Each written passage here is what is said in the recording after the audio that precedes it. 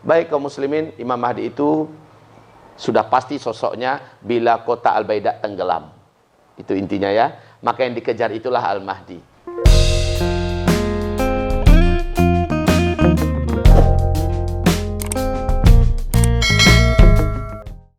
Oke, baik hamba-hamba Allah yang saya cintai, ini keadaan kita. Sekarang pertanyaan saya, apa yang bisa antum siapkan untuk kita yang tinggal di Indonesia? Dua ustadz yang bicara tentang akhir zaman bertemu.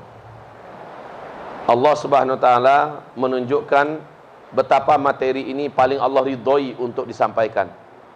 Menjelang kiamat, kata Rasulullah SAW, tidaklah terjadi kiamat sampai terlebih dahulu akan menjadi langka da'i-da'i dan ulama yang menyampaikan tentang tanda-tanda akhir zaman kepada umatku. Ketika Dajjal keluar, sudah tidak ada lagi da'i dan ulama yang membicarakan tentang Dajjal di mimbar-mimbar. Nah, ini kelangkaan ini bukan berarti tidak ada, tetap ada, tapi tidak banyak. Di seluruh negara saya perhatikan, baik Indonesia, hanya beberapa orang yang bisa saya ingat namanya. Ustadz Ihsan Tanjung, Ustadz Rahmat Baikuni, Ustadz Alfian, Ustadz Abu Fatihah Al-Nani, dan hamba Allah Zulkifli Muhammad Ali. Ya, tidak berapa banyak orang-orang yang menyampaikan tentang tanda-tanda akhir zaman. Ada satu hal Ustadz yang agak saya perhatikan, di mana-mana daerah yang kita datangi dan kita berbicara kepada mereka tentang akhir zaman, Allah datangkan hujan di daerah itu pada waktu kita ngaji. Itu sering terjadi. Dan Masya Allah, ini sangat yakin bahwa apa yang kita lakukan ini, materi yang kita angkat ini adalah materi yang sangat diridhoi oleh Allah Subhanahu wa taala. Baik, kita bukan mencari popularitas. Tidak ada hal-hal sensasi yang mau kami sampaikan. Kami hanya mengingatkan bahwa kita sudah di akhir zaman. Kita tidak pernah menyampaikan tanggal dan tahun kecuali kalau ada hadis sahihnya. Kita tidak berani mengatakan sesuatu itu dengan kalimat pasti kecuali bagi kami hanya cukup menyampaikan tanda-tandanya. Ini hadisnya, ini faktanya. Ini dalilnya dan riwayatnya, statusnya begini, ini realitanya. Hanya itu yang bisa kita sampaikan. Jadi Ustadz ke Al-Aqsa kemarin. Hah? Oh, Januari. Ya. Saya sudah pulang dari Al-Aqsa. Alhamdulillah dengan nikmat Allah. Saya bawa istri bersama 96 orang jamaah. Apa yang selama ini saya sampaikan sementara saya belum melihat, hanya melihat di YouTube, hanya mendengar orang yang pulang. Langsung saat itu saya menyaksikan dengan mata kepala sendiri. Apa-apa yang saya ceritakan, baik tentang Syam secara umum atau Palestina, dan juga tentang Bukit Tursina. Ada apa dengan Bukit Tursina di akhir zaman? Saya lihat, saya dekat, menggigil saya, dan dengan di depan jamaah kami menangis bersama-sama di lembah Tursina. Lembah di mana Allah berbicara dengan Nabi Musa alaihissalam. Lembah di mana nanti Dajjal juga Allah haramkan dan tak bisa masuk ke dalam lembah itu. Lembah di mana pohon yang Allah jadikan sebagai media untuk berbicara dengan Nabi Musa masih ada di sana, pohon itu sampai sekarang ini. Kami masuk ke sana, kami lihat kastilnya dari dekat. Kami lihat mana air di mana Nabi Musa menimba air untuk diberi makan pada ternak dua putri Nabi Syuaib. Masya Allah, kami lihat Pak. Dan kami lihat juga jalur mana Nabi Isa dengan Imam Mahdi nanti naik ke atas. Ya Allah, bagaikan benteng yang kokoh, mengerikan Bukit Tursina itu. Pantesan Imam Mahdi dan Nabi Isa dihalau oleh Allah, larilah kalian ke atas gunung Tursina. Hari ini tidak ada yang bisa selamat dari Ya'juj dan Ma'juj. Jadi Ya'juj Ma'juj itu nggak bisa dilawan.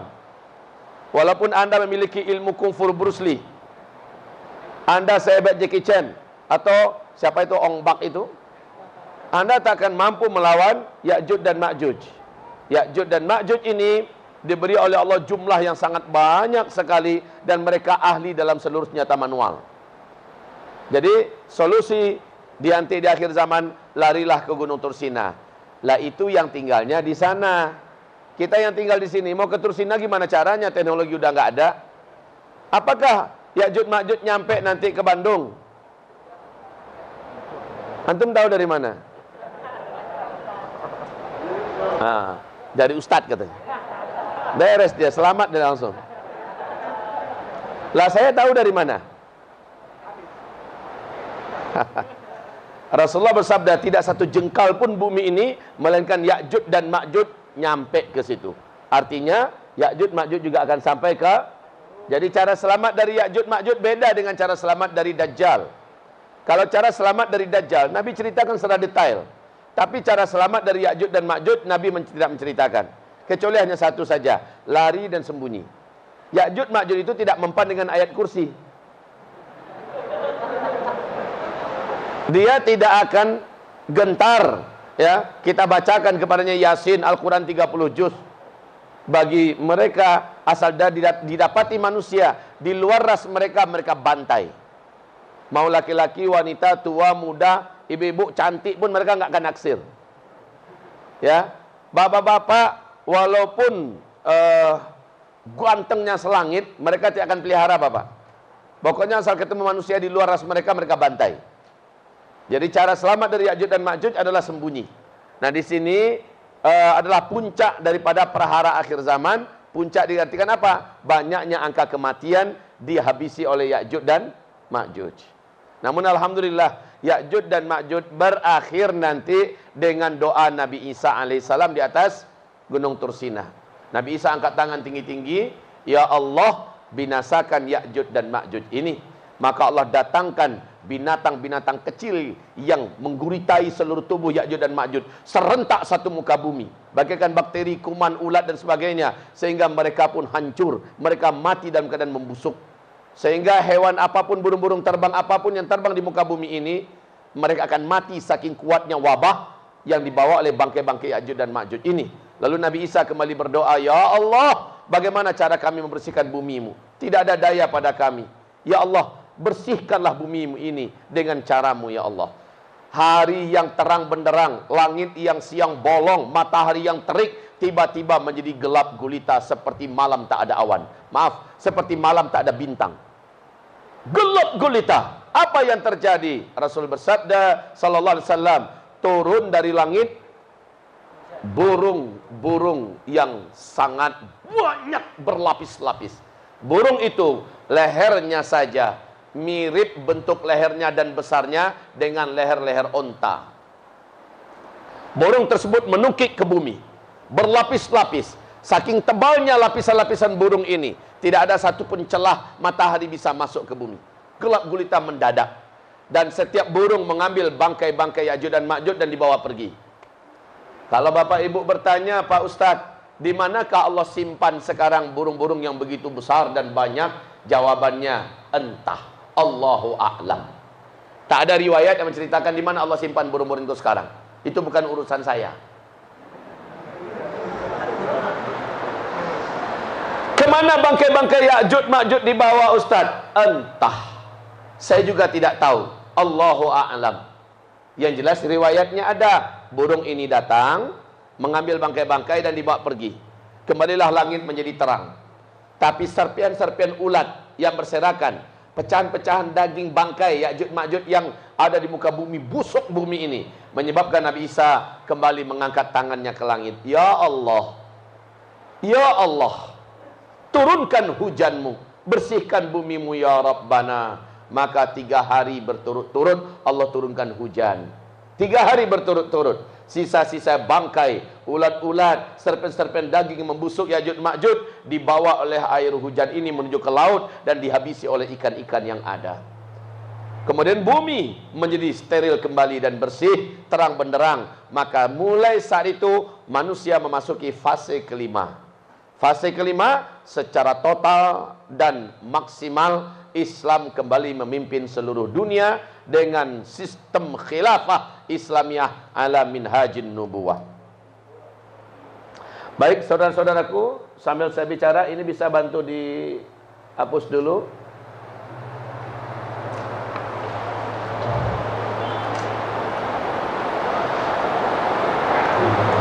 Alhamdulillah. Ini akan jadi kenang-kenangan yang berharga buat kita semua. Pas kita kajian hujan lebat turun. Alhamdulillah. Hah? Terus? Oh, Masya Allah. Amin. Amin. Kalau di Sumatera Barat Ustaz, alhamdulillah Dalam 1 minggu itu beberapa kali hujan. Sumatera Barat selalu hujan. Bahkan saya menuju kemari dari pesantren ke Bandara Internasional Minangkabau, Kota Padang. Kabut embun yang sangat tebal, jarak 10 meter kami tak mampu melihat apa-apa lagi. Sebelumnya hujan duluan pagi, malam juga hujan. Masya Allah. Jadi suasana Sumatera Barat senantiasa tidak putus-putus Allah berikan curahan hujan. Sementara sebelahnya Jambi kekeringan, Lampung kekeringan, Palembang kekeringan, Riau kekeringan. Hujan sulit betul datang ke sana. Kenapa? Maaf, saya bukan untuk membangga-banggakan Sumatera Barat. Saya perhatikan Sumatera Barat itu maksiatnya, Masya Allah, berkembang dengan sangat cepat. Tapi pemerintah merespon para ulama yang memberikan kepada mereka warning. Pemerintah dengan cepat merespon. Kemudian tokoh-tokoh masyarakat juga menyambut. Sehingga bahu-membahu serentak memadamkan semua peluang-peluang maksiat yang ada, kita atasi bersama-sama. Ini yang menjadikan kami sangat yakin Allah masih menahan bencana kekeringan dan bencana yang lain saat ini selama amar bil ma'ruf nahi 'anil munkar masih tetap tegak. Apalagi dipimpin oleh pemerintah dan para ulama. Nah, dalam hal ini polisi, Pol PP dan lain-lainnya juga kompak. Ini yang kita senangi di sana itu, dan kita berharap hal yang sama bisa ditiru oleh provinsi-provinsi yang lain hendaknya. Ya, termasuk Bandung ini. Saya dengar Bandung sekarang dengan Bandung dulu beda sekali. Bandung sekarang memang jadi lumbung maksiat dan dosa. Ada yang tersinggung? Benar atau salah? Benar. Saat ini menjelang Dajjal keluar, seluruh bumi sudah penuh dengan kemungkaran, dengan fawahish, seluruh muka bumi. Nah, tergantung bagaimana orang beriman di sana meresponnya. Apakah mereka menegakkan amar bil ma'ruf nahi 'anil munkar apa tidak? Jika mereka menegakkan, Allah Subhanahu wa taala dipending dulu. Tapi kalau mereka tidak tegakkan, prinsip mereka, udahlah, jangan recokin urusan orang lain. Itu HAM. Kalau dia buat dosa, tanggung dosa sendiri oleh mereka. Yang penting kita jaga diri, keluarga kita dijaga-jaga, jangan buat dosa. Kalau sudah begitu prinsipnya, maaf, Allah tidak kagum melihat jidat kita yang hitam karena banyak sujud. Allah tidak kagum melihat perut kita yang kempis karena banyak puasa sunat. Allah tidak kagum melihat mulut kita yang berbusa saking banyaknya zikir dan baca Quran. Allah tidak kagum melihat sedekah kita yang berserakan di mana-mana.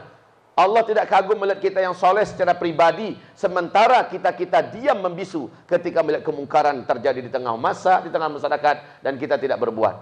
As-sakit anil munkar syaitan akhras. Orang yang diam saja ketika dia menyaksikan kemungkaran sedang dibuat, maka dia adalah setan yang bisu. Jidat hitam tapi setan.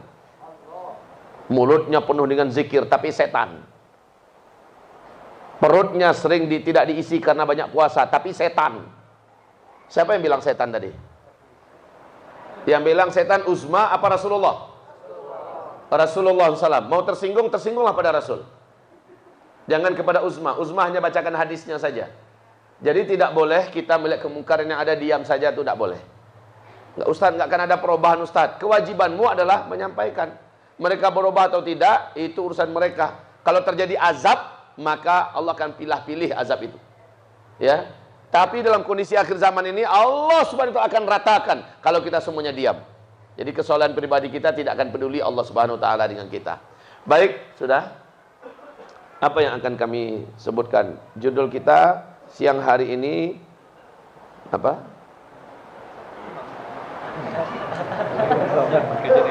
Iya, kajian akhir zaman. Ya, usah akhir zaman semua di sini. Udah pasti kajiannya akhir zaman. Panitia gimana? Hah? Oh, terserah aja. Ya, kalau gitu ya udah terserah saya lah.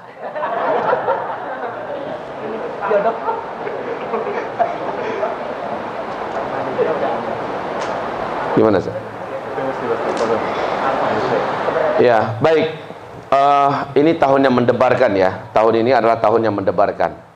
Kita lihat sampai bulan Ramadan nanti. Apa yang akan terjadi dengan bumi kita sampai bulan Ramadan? Bagi saya, mana judulnya? Bagi saya,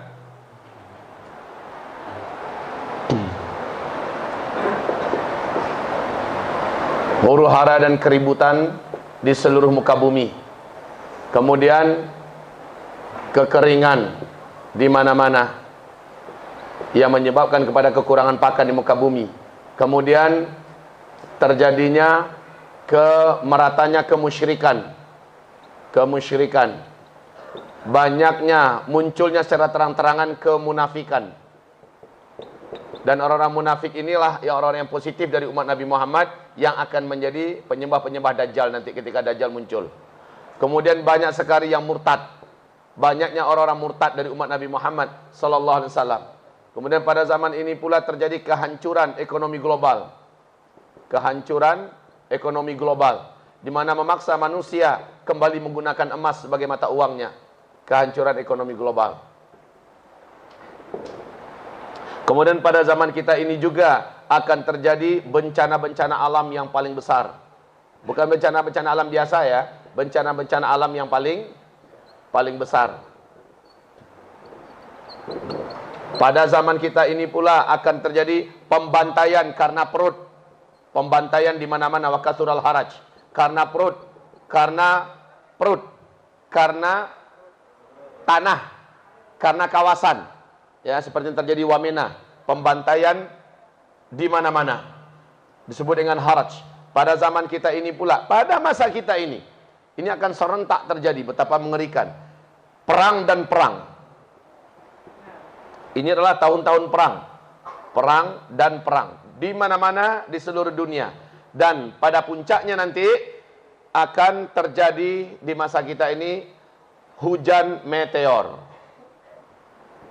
Hujan meteor. Maaf, ini ada yang harus saya tambahkan: kemusyrikan, kemunafikan, kemurtadan, plus maksiat yang besar-besar oleh seluruh umat-umat celaka dahulu yang diazab oleh Allah. Pada masa kita ini akan dibuat serentak. Sehingga alasan Allah untuk menurunkan azab sudah tidak ada lagi. Alasan Allah untuk tidak menurunkan azab sudah tidak ada lagi. Allah akan turunkan sebagaimana azab dahulu yang Allah datangkan kepada kaum nabi-nabi yang umatnya dibinasakan oleh Allah. Hujan meteor juga akan terjadi pada masa kita. Nah, kehancuran teknologi seluruh dunia. Musnahnya teknologi, kehancuran. Dan kita akan kembali ke zaman di mana Rasulullah SAW dan para sahabat menggunakan pedang, tombak, panah, dan kendaraan kembali kepada kuda.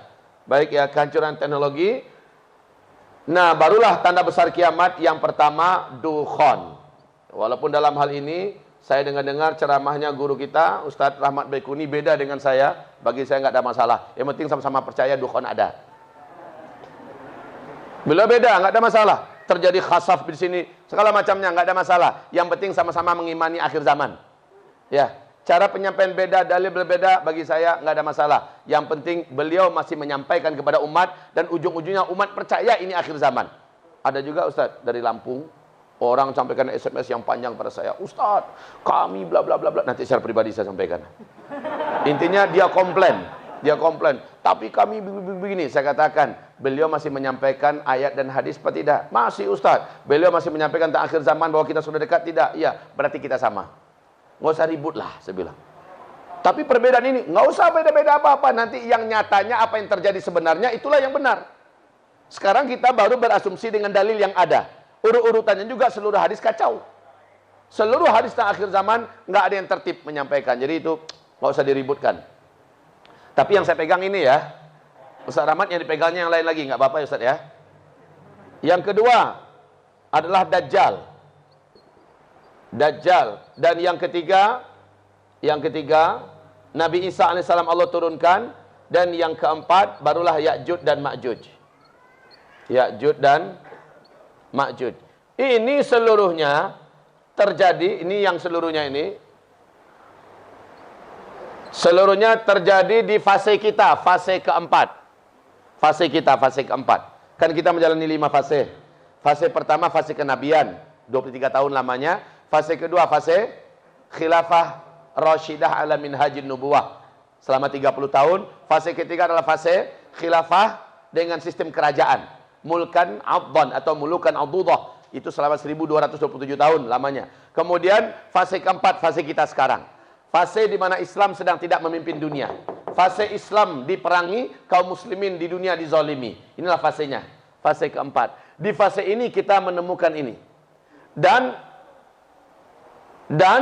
kondisinya makin bertambah berjalan waktu ke depan, bukan makin ringan, tapi makin meningkat, makin tajam.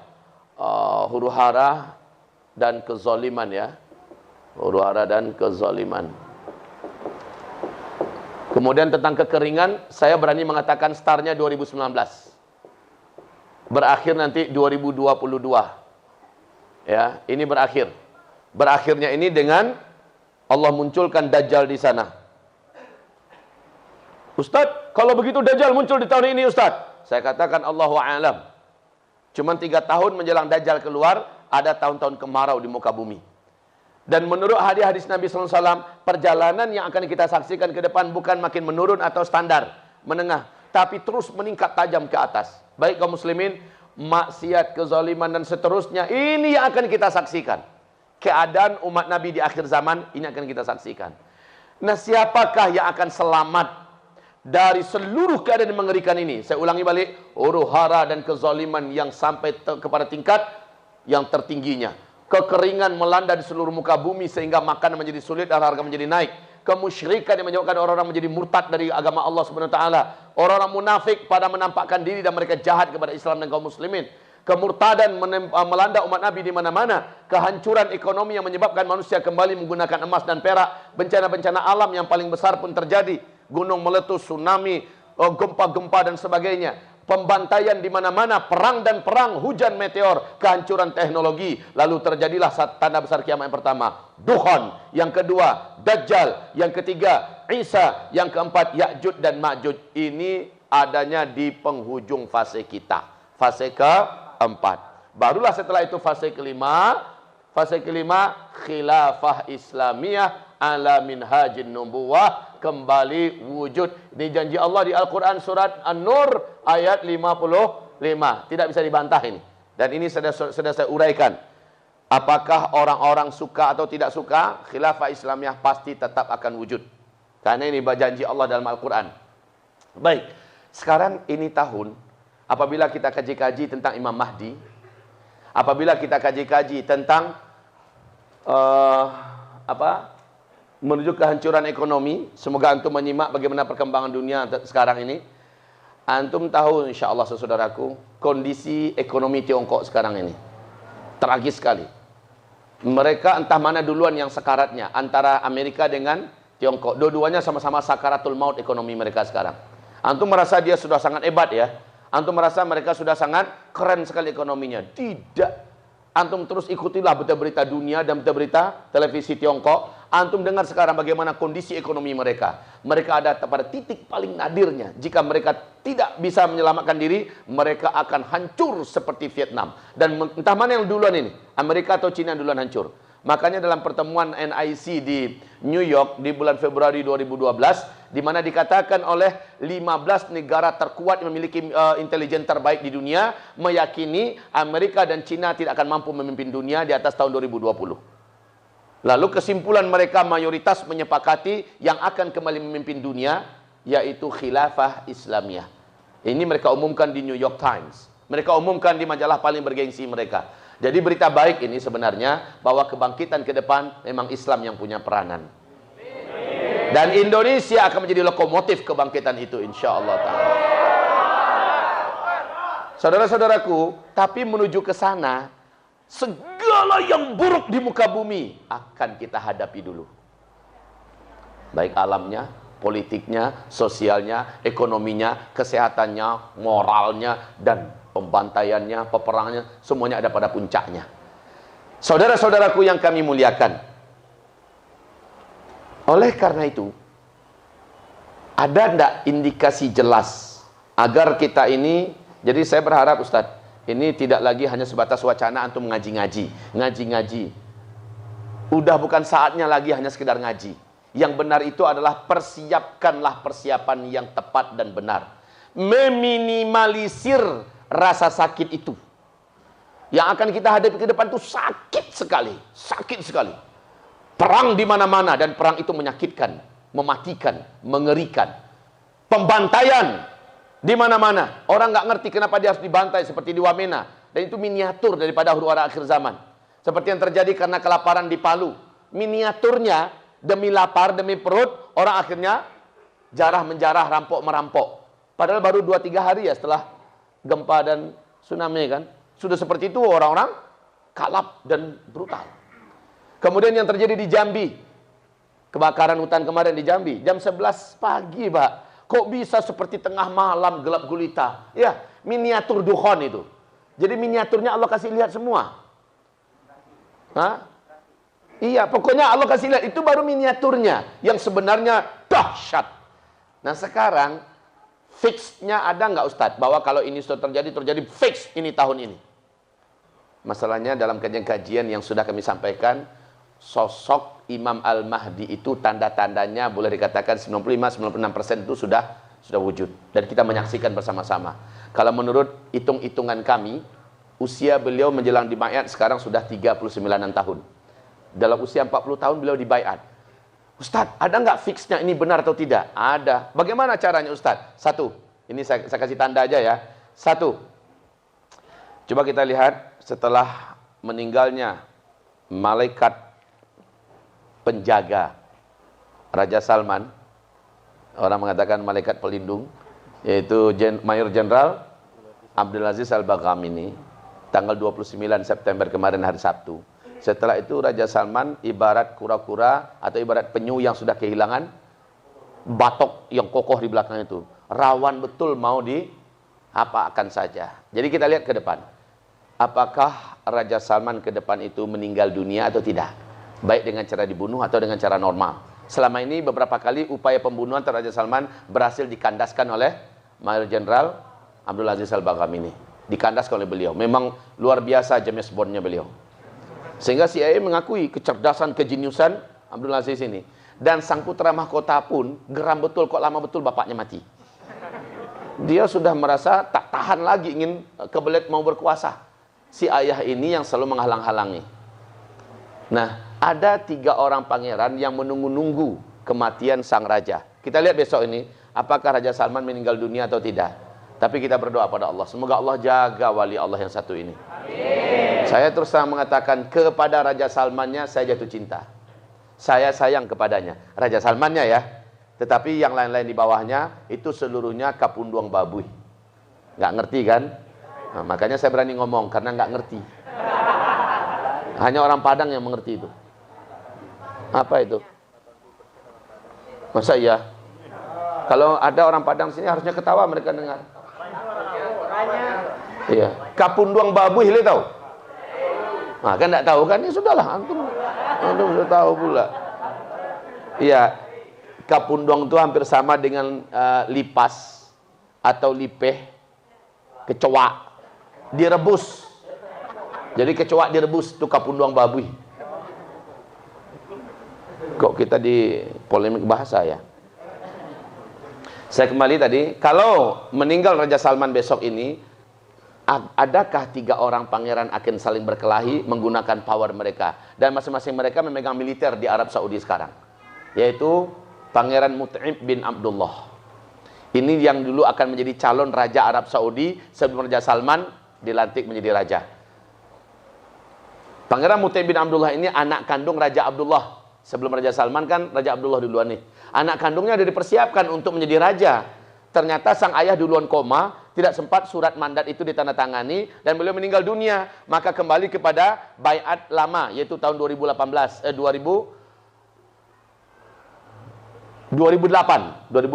terjadi 3 baiat untuk 3 orang pangeran. Pangeran Sultan, Pangeran Nayef dan Pangeran Salman. Di mana nanti urut-urutan yang akan menjadi raja setelah Raja Abdullah adalah Pangeran Sultan dulu, mati Pangeran Sultan baru Pangeran Nayef, mati Pangeran Salman baru Pangeran Salman. Ternyata Pangeran Sultan duluan meninggal dunia, sementara Raja Abdullah masih hidup. Kemudian menyusul Pangeran Nayef meninggal dunia, Raja Abdullah masih hidup. Maka yang masih tersisa hanyalah Raja Salman, Pangeran Salman. Pas mau meninggal Raja Abdullah, Arab berkonspirasi untuk agar jangan Salman yang menggantikan. Sebab Salman ini dikenal track recordnya sangat baik untuk Islam. Dia hafiz Quran, dia cinta pada sunnah, sangat memuliakan para alim ulama, peduli betul dengan ajaran Islam. Dan beliau sangat mengedepankan sunnah Rasulullah SAW. Jadi orang macam ini paling dibenci oleh Barat, termasuk oleh Arab-Arab yang sudah sekuler dan liberal. Makanya diupayakan agar jangan dia yang naik. Pas dibuatkan surat mandat resmi, surat wasiat resmi bahwa yang akan memimpin setelahnya itu adalah Mut'im bin Abdullah, ternyata sang raja yaitu Abdullah koma dan tidak bangun-bangun lagi sampai mati. Akhirnya Raja Salman ini yang dilantik dan dibaiat menjadi raja. Nah ini ya, maka Mut'im bin Abdullah ini sekarang memegang urusan militer ke Arab Saudi. Dan dia punya dendam kesumat kepada si pemuda kecil yang sombong ini, yaitu Muhammad bin Salman. Mereka sudah perang dingin dan ingin menjatuhkan. Satu lagi Muhammad bin Salman langsung. Muhammad bin Salman langsung. Nah ini orang sudah kita ketahui, orang yang sangat ambisius. Di usia 29 tahun, padahal di bulan keempat, Raja Salman naik menjadi raja, 2 orang pangeran dibaiat oleh beliau. Dibaiat. Dunia menyaksikan pembaiatan itu. Bulan keempat beliau jadi raja ya. Yang dibaiat pertama adalah Muhammad bin Nayef. Ini akan menjadi raja setelah beliau. Jadi putra mahkota itu seharusnya Muhammad bin Nayef. Usianya sudah matang. Dan dia memiliki kepribadian yang stabil. Ya. Dan dia punya kecintaan pada Islam yang bagus. Muhammad bin Nayef. Kemudian dalam pembaiatan itu juga dibaiat Muhammad bin Salman. Bahwa kalau Muhammad bin Nayef sudah meninggal dunia, barulah boleh Muhammad bin Salman menjadi raja. Ternyata baru 1 tahun lebih sedikit oleh Muhammad bin Salman dikudetanya saudara sepupunya ini yang dialah putra mahkota, yaitu Muhammad bin Nayef. Bulan Ramadan itu terjadi pengkudetaan. Maka Muhammad bin Nayef pun sekarang dengar kabar beliau lagi dikurung ya. Sudah tahanan rumah. Muhammad bin Nayef sudah tidak dibuat berkutik. Statusnya sebagai putra mahkota dicabut rampas oleh Muhammad bin Salman dan diletakkan pada dirinya. Lalu sang ayah pun disuntik dungu oleh beliau. Cukup lumayan lama itu Ustaz. Disuntik dungu. Sehingga Raja Salman bagaikan orang bingung yang tidak ngerti buat apa-apa. Ya, bengong saja. Sehingga dia tidak pernah tampil. Semua kebijakan Arab Saudi dibuat oleh Muhammad bin Salman bertolak belakang dengan kebijakan-kebijakan sang ayah Raja Salman, bertolak belakang. Nah, kaum muslimin yang kami muliakan, ini Muhammad bin Nayef ini. Sebelah kanan ini Muhammad bin Nayef, itu yang Muhammad bin Salman. Sekarang itu masih muda sekali itu Muhammad bin Salman itu. Masih muda sekali, menang di jenggot aja dia. Ya, badannya juga lebih besar. Kalau kumpul saya bertiga, dia 1 orang baru pas. Dia badannya besar dan tambun. Tapi dia tamak sekali dan ambisius. Baik kaum muslimin yang kami muliakan, di tangannya Arab Saudi sekarang berubah menjadi negara liberal. Di tangannya Arab Saudi dijadikan sebagai negara yang cinta dosa dan maksiat. Ini luar biasa. Tetapi yang dilakukannya itu percepatan wujudnya hadis Nabi SAW di akhir zaman. Ya, menjelang terjadinya gempa-gempa akan terjadi dosa-dosa dan maksiat yang dibuat oleh penguasa Mekah Madinah seperti Yahudi dan Nasrani, sehingga terjadilah gempa-gempa dahsyat. Oke? Ini yang kedua, Muhammad bin Salman. Yang ketiga adalah Khalid. Ini Khalid bin Talal wala Khalid bin Abdullah. Khalid bin Farhan. Urini aina surah. Hadha huwa. Ini pangeran Saudi serunkan kudeta. Ini yang di Jerman. Ini yang di Jerman. Ya. Baik kaum muslimin yang kami muliakan. Jadi 3 pangeran ini sudah perang dingin sekarang. Mereka hanya nunggu Raja Salman mati. Kalau sudah Raja Salman mati, mereka akan berebutan kekuasaan. Maka tidak seorang pun di antara mereka yang akan mendapatkan kekuasaan itu. Sebab kekuasaan nanti pada masa itu, kata Rasulullah, akan dipegang oleh keturunan kandungku, yaitu Muhammad bin Abdullah al-Mahdi. Kalau begitu udah dekat ya. Iya, makanya. Dan syaratnya kata Rasulullah, zuhurul mahdi inda ikhtilafi ummati waz zalazil.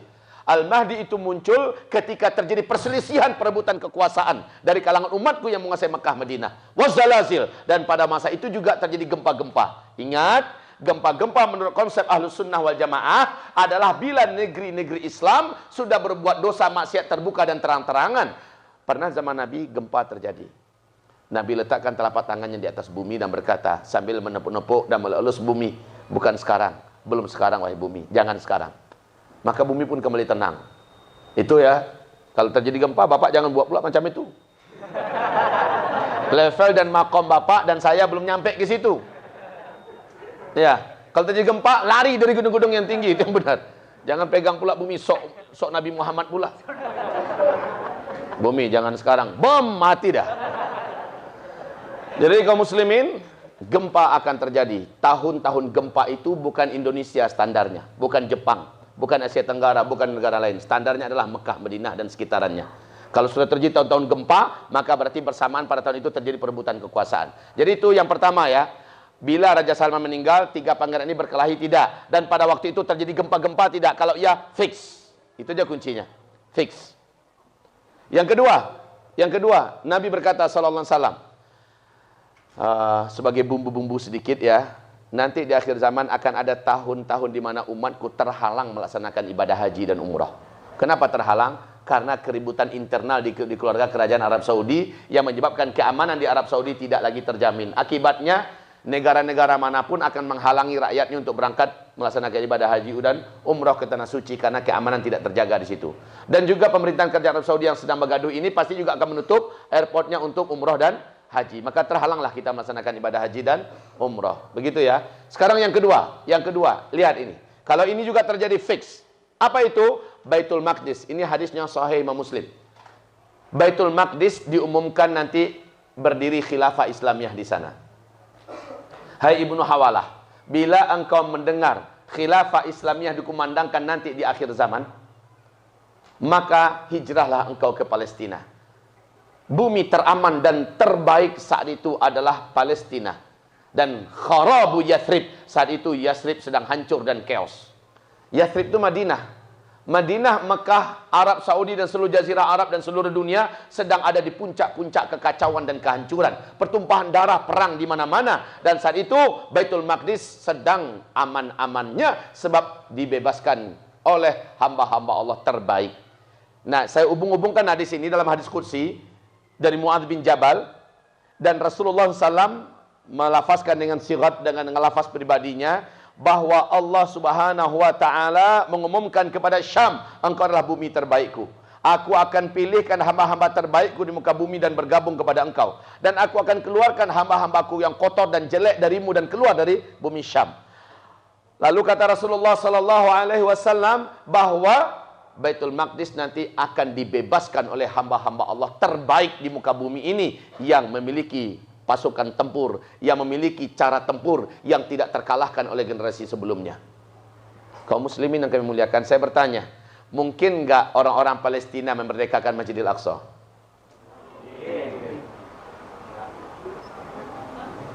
Kalau sekarang nggak mungkin.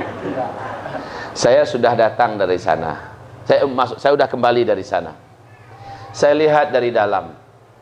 Sangat sedih hati ini. Ulama-ulama di Palestina itu hampir-hampir tidak ada lagi yang masih hidup. Ulama-ulama di Arab Saudi yang masih hidup dipenjarakan, disiksa dan banyak dibunuh. Sekarang yang tinggal di Palestina adalah pemuda-pemuda yang hampir kehilangan identitas. Style mereka, gaya mereka, pola mereka dan sebagainya sudah mirip dengan Eropa dan Barat. Hanya di Gaza yang masih sedengar adanya militansi yang terjaga. Jadi kalau mereka yang akan membebaskan Masjidil Aqsa, kecil harapan saya. Dan itu terjawab Pak, dengan membaca surah Al-Isra. Ternyata firman Allah, kami datangkan hamba-hamba kami uli ba'sin syadid. Kami datangkan, berarti bukan dari Palestina, tapi dari luar Allah datangkan. Nah, hadis yang sangat banyak tentang ashab rayatis sud. Tentang ashabu rayatis sud, yang akan menjadi pasukan inti Imam Mahdi. Rasulullah berkata dengan ciri-ciri fisik mereka. Ciri-ciri fisik mereka Nabi ceritakan. Mereka jangkung-jangkung. Mereka kurus-kurus. Mereka berakhlak seperti ini. Dan mereka memiliki hati seperti gunung. Seandainya mereka melewati sebuah gunung dan mereka ingin memindahkan gunung itu, pasti mereka akan pindahkan. Mereka memiliki kepribadian mendekati kepribadian para sahabat. Rasulullah bersabda, mereka petempur yang tidak terkalahkan. Mereka punya cara tempur yang belum pernah ada manusia sebelumnya bisa bertempur seperti mereka. Dan mereka selalu mengalahkan dan tidak terkalahkan. Ciri-ciri mereka, pakaiannya Nabi sebutkan, sorbannya Nabi sebutkan. Maaf kalau begitu, saya bertanya kepada kita semua, karena kita merasa agak sedikit kepedean kalau kita lah yang dimasuk dengan pasukan bendera hitam itu, yang akan menjadi pasukan Imam Mahdi. Dulu saya juga berpikir seperti itu. Tapi setelah saya telusuri hadis dari Nabi Muhammad SAW ini, dan saya lihat ada apa dengan Emirat Islamiyah Taliban yang ada di Afghanistan? Saya pelajari. Baik postur mereka, baik kepribadian mereka, baik pakaian mereka, sorban mereka, dan kepandaian dan keahlian mereka dalam bertempur. Saya bertanya, adakah di bumi ini yang sanggup mengalahkan Emirat Islamiyah Taliban? Ada nggak sampai sekarang yang bisa mengalahkan Emirat Islamiyah Taliban? Dulu ketika dunia negara superpowernya masih dua, sebelah timur adalah Uni Soviet beruang merah, sebelah barat adalah Amerika Serikat. Uni Soviet mencoba membunuh, menghabisi dan menghilangkan dari muka bumi Emirat Islamiyah Taliban. Lalu Uni Soviet harus menanggung akibatnya, hancur berkeping-keping dan mereka tidak bangkit lagi sampai sekarang. Yang masih terkuat dari Uni Soviet adalah Rusia. Lalu setelah Amerika menjadi negara superpower tunggal satu-satunya di dunia, Amerika mengajak sekutu-sekutunya yang bisa diajak. Dari NATO dan lain-lainnya diajak mengoroyok rame-rame Emirat Islamiyah Taliban. Seluruhnya akhirnya mundur. Baik mundur dalam keadaan KO atau mundur dalam keadaan TKO. Tinggal Amerika yang mencoba bertahan dalam keadaan malu. Seluruh asetnya, seluruh kekuatannya, seluruh energinya, seluruh potensinya tersedot habis ke Afghanistan. Dan dia tidak dapatkan apa-apa kecuali kerugian yang sangat besar. Setiap pasukan yang pulang dari perang dari Afghanistan, pasukan itu stres, Pak. Balik ke tanah airnya stres. Ya. Hancur maknawiyat pasukan Amerika setelah pulang melawan pasukan Mujahidin Emirat Islamiyah Taliban. Akhirnya sekarang ini pemerintahan boneka Afghanistan yang ada, setelah ditinggalkan oleh sang tuan, tidak berkutik apa-apa lagi, maka resmilah Emirat Islamiyah Taliban mengibarkan bendera syariat Islam total berjalan secara penuh. Dan mereka sekarang sedang menghimpun seluruh potensi yang ada untuk menegakkan kembali pilar-pilar khilafah Islamiyah. Dan mereka mempersiapkan pasukan khusus untuk dikirimkan ke negeri Syam. Kalau orang sekaliber mereka ini yang akan dikirim, antum percaya enggak kalau pembebasan Masjidil Aqsa itu akan terwujud? Negara sekuat Uni Soviet hancur, Amerika hancur, Inggris, Prancis, Jerman semuanya lewat oleh mereka. Jadi kalau mereka masuk ke mana-mana negara dengan dalam keadaan lenggang kangkung dan busung dada, itu mah pantas. Karena memang mereka petarung yang sudah teruji. Lawan mereka bukan ecek-ecek, lawan mereka tidak tanggung-tanggung. Beruang merah dengan paman Sam. Dua-duanya hancur dan tumbang di tangan mereka. Mereka memiliki daya tempur yang belum pernah ada manusia sebelumnya seperti mereka. Dan sekarang saya yakin bila mereka sudah meluncurkan pasukan ke sana, nanti bersatu dengan 20.000 pasukan dari Aden, Yaman, meluncur ke negeri Syam. Maka mujahidin-mujahidin terbaik yang ada di Syam juga bersatu dengan mereka. Inilah yang akan membebaskan Masjidil Aqsa nanti insyaAllah ta'ala. Jika demikian, berarti Al-Aqsanya terlebih dahulu harus dikuasai oleh musuh. Alhamdulillah, si Donald Bebek sudah mewujudkannya. Ya, Donald Trump lah yang merampas Yerusalem, Baitul Maqdis ini.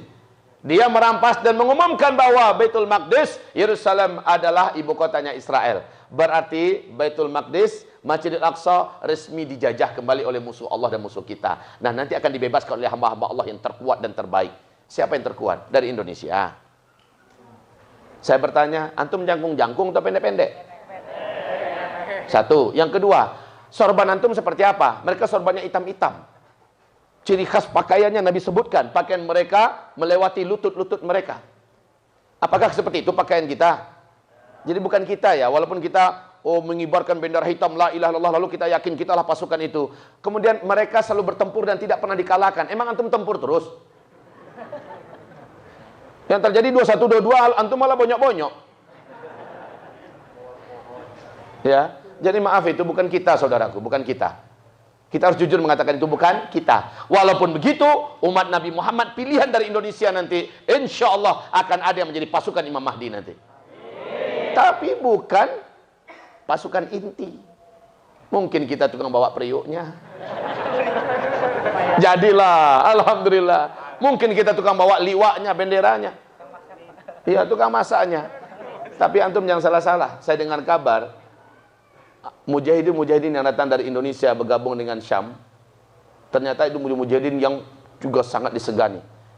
Anak-anak muda kita yang dikirim ke sana itu memiliki daya tempur yang juga sangat mengagumkan orang-orang Eropa. Bahkan orang tempatan kagum sekali. Kamu pendek-pendek tapi gesit dan lincah. Tenaga kamu juga kuat. Ya, walaupun kita ini pendek-pendek, gesit-gesit, ya. wajahnya cuma pas-pasan seperti ini. Ternyata ketika dibawa ke pentas internasional bisa dipakai juga kita. Jadi insya Allah jangan minderan lah. Kemarin Ustaz, ada yang nanya, Ustaz Zul, nanti kalau Imam Mahdi sudah keluar, bawa dong kami. Jawaban saya adalah, mau ikut. Iya Ustaz. Baik. Syaratnya yang pertama, pastikan bahwa iman dan tauhid antum itu sudah benar. Yang kedua, pastikan antum menjaga sholat 5 waktu berjamaah di masjid. Yang ketiga, pastikan antum itu ahli tahajud, ahli duha, dan melaksanakan, selalu menjaga sholat sunat qabliyah dan ba'diyah. Yang keempat, antum rajin sholat puasa Senin Kamis. Yang kelima, hafalan Al-Quran antum makin nambah. Dan yang keenam, fisik antum harus dapat diandalkan. Fisiknya, lari 1 kilometer nggak boleh berhenti. Push up 100 kali jangan berhenti. Berenang 1 kilometer juga teruskan. Ya, habis itu memiliki kelihatan fisik, mampu bela diri dengan baik. Baik bela diri ground, gulat, atau kungfu tangan kosong, atau senjata-senjata manual. Jadi kita harus tangkas. Kemudian antum naik kuda dengan kelajuan maksimal, antum harus sudah bisa menyabetkan pedang ke kiri dan ke kanan. Baru saya bawa, saya bilang. Kalau enggak, belum bisa, janganlah. Antum akan jadi beban bagi kami nanti. Ada bu, gayanya maco, hebat banget, pas naik kuda pucat. Pucat. Pak, stop. Nggak bisa yang kayak gitu. Imam Mahdi itu pasukannya adalah pasukan yang serba unggul dalam hal apa saja. Unggul di ibadah, unggul di iman, dan unggul di fisik. Unggul di ketangkasan. Apapun senjata yang ada di sekitarnya bisa menjadi senjata mematikan. Dapat pentungan itu akan lebih berbahaya daripada pedang. Dapat toya itu akan menjadi lebih mematikan daripada AK-47. Masya Allah. Kalau dia punya panah, maka panah itu betul-betul melesat dari tubuhnya dan mengenai target yang dengan tepat. Jadi begitu Pak. Jadi saya katakan antum saya tes. Naik kuda, kudanya dilepas, antum harus lepas tangan, kemudian lepaskan panah-panahnya. Lulus, nggak jatuh dan targetnya kena, antum saya bawa, saya bilang. Tapi kalau enggak, ya nggak bisa. Hah?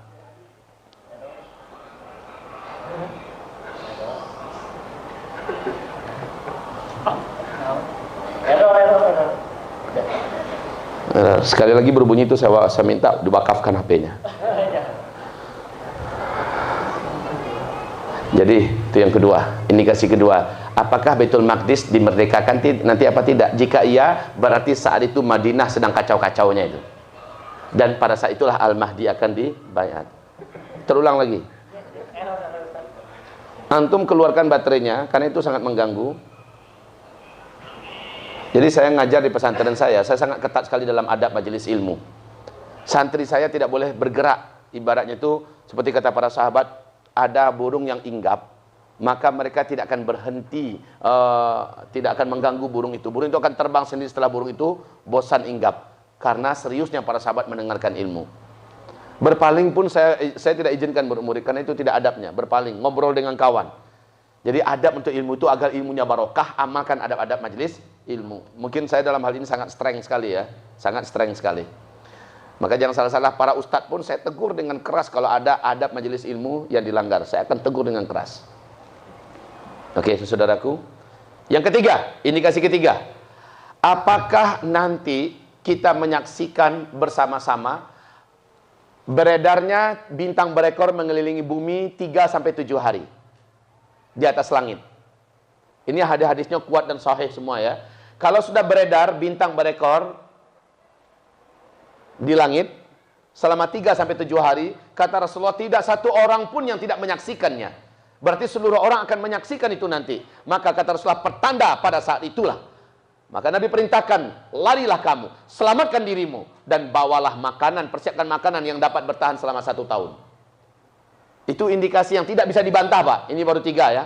Yang keempat, apakah akan terbunuh seorang lelaki yang sangat dicintai orang beriman di muka bumi? Yang Nabi sebutkan dengan sebutan nafsun zakiyah. Laki-laki ini memiliki jiwa yang sangat bersih, dicintai orang beriman seluruh dunia. Kematiannya dengan cara dibunuh menyebabkan marah orang mukmin satu dunia, dan marah pula malaikat-malaikat yang ada di langit dengan kematiannya.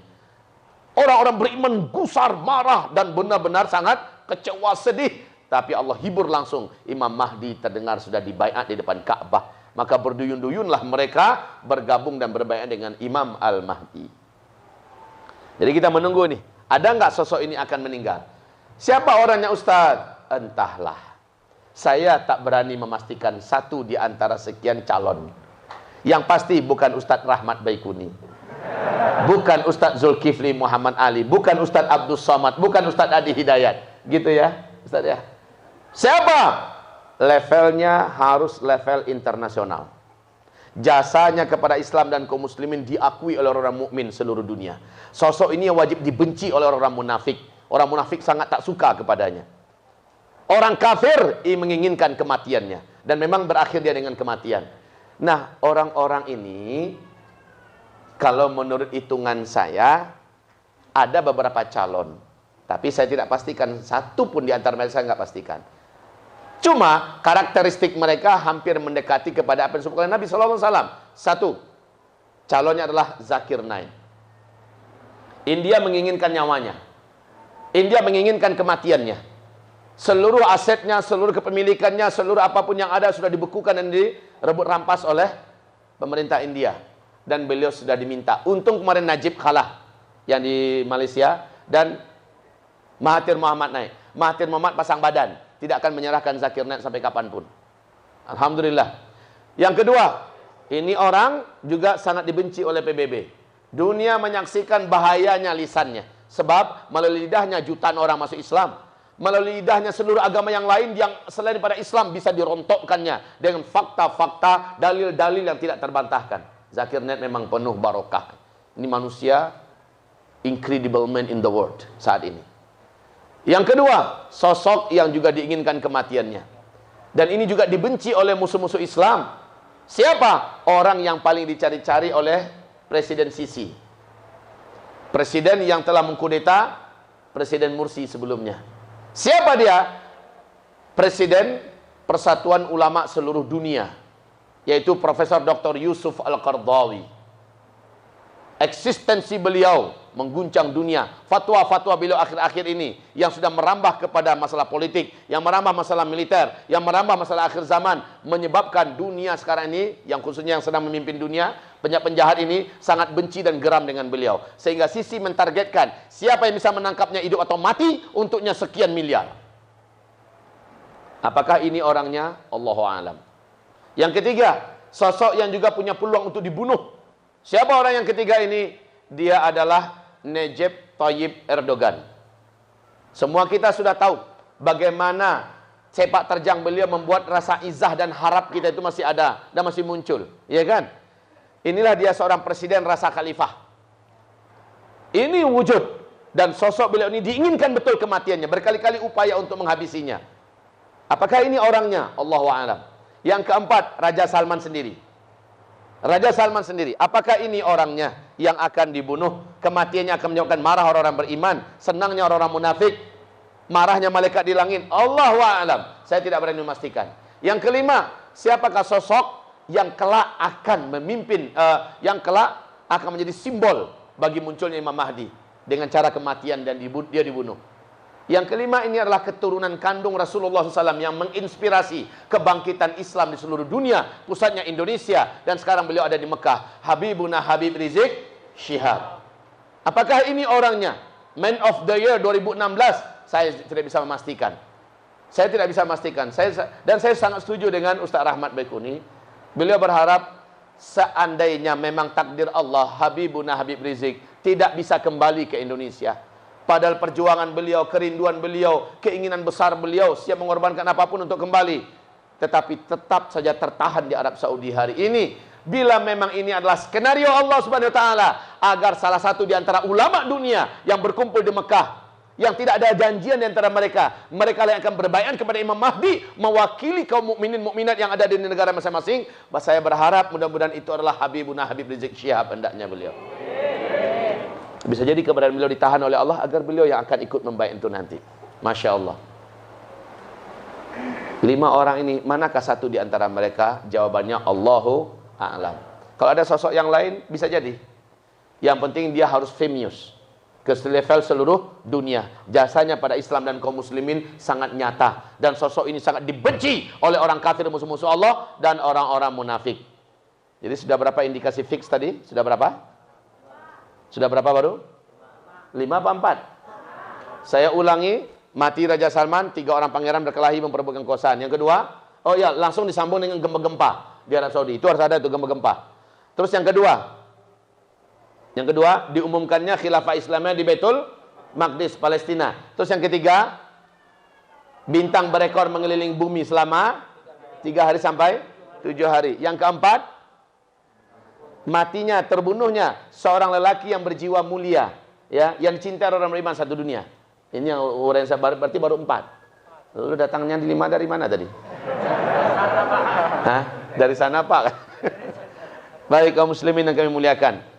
Ini yang fix ya. Kalau ini sudah terjadi, dan ini akan terjadi di waktu yang bersamaan, di tahun yang sama, maka kalau ini sudah terjadi fix, berarti tahun inilah Imam Mahdi dibayar.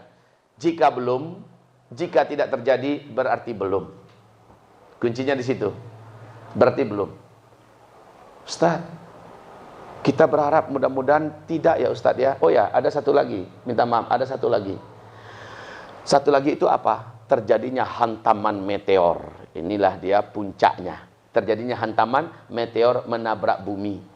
Dan memang disebutkan, ini oleh beberapa ustaz salafi kita, dikatakan itu hadisnya palsu.